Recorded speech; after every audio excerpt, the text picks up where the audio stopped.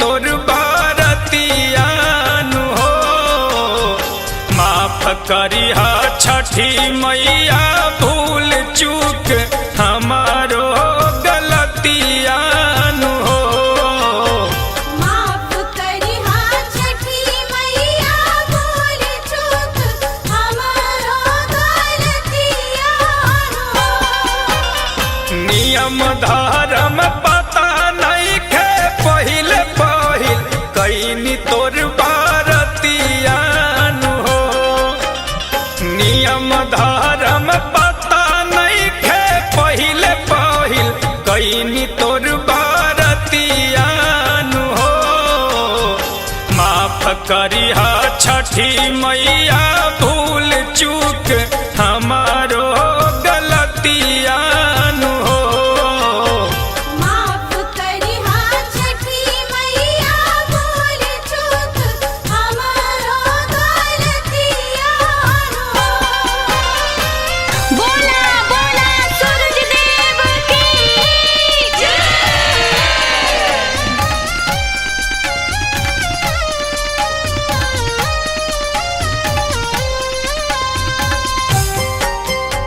जय छठी मैया, जय छठी माँ, जय छठी मैया, जय छठी माँ।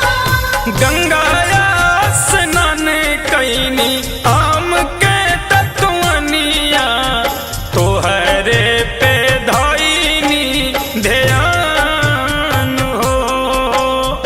गैया के दूधवा ढारब तोहरी चरनिया हमारो पुरैया रमान हो।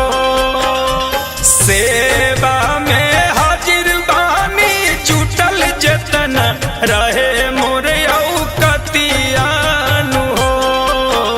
सेवा में हाजिर बानी जुटल जतन रहे मोर औकतियानु हो।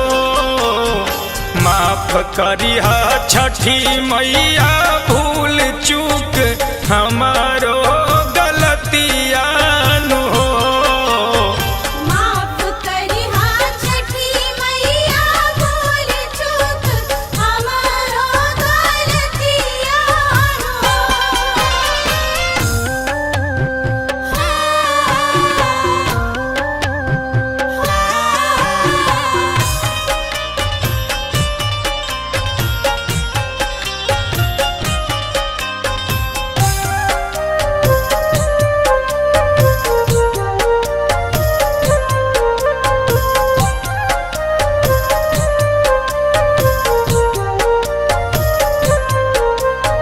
तोहरे दिहल हमर गोदी के ललनमा रखिहा हमार मोर सुहाग हो।